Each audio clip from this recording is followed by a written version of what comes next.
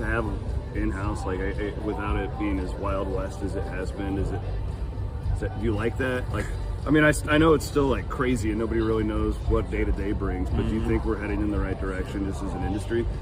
Yeah, I think it's too early to tell. You know, I think until you figure out, is this really the number? Are there ways around the number? There will be. What are those?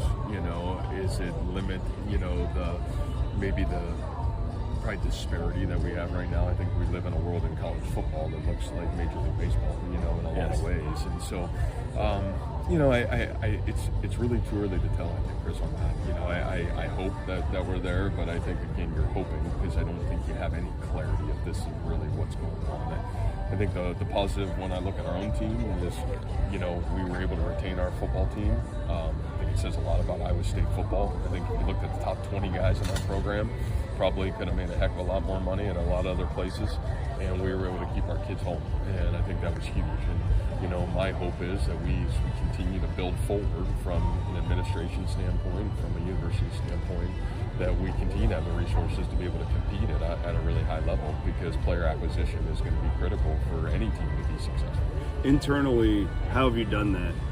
Because it can't be all about money to keep these guys, right? How have you kept them, and do you think that, how do you keep that going forward when money's now not underneath and everybody's doing it from the university standpoint? Yeah, you know, I think the biggest thing for us is, number one, figuring out collectively as an administration and as a university, you know, are we going to compete financially, you know, at the level it takes to be competitive, whatever that number looks like and is.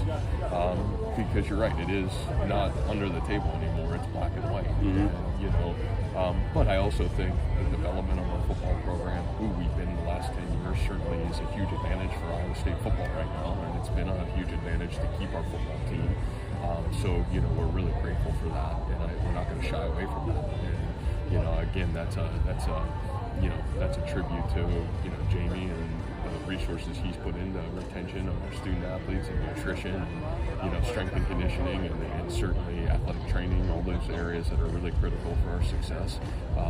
You know, and now just continuing to work through it as a university, as a school, to put ourselves in the best position to continue to grow ourselves forward with this new era that's coming our way.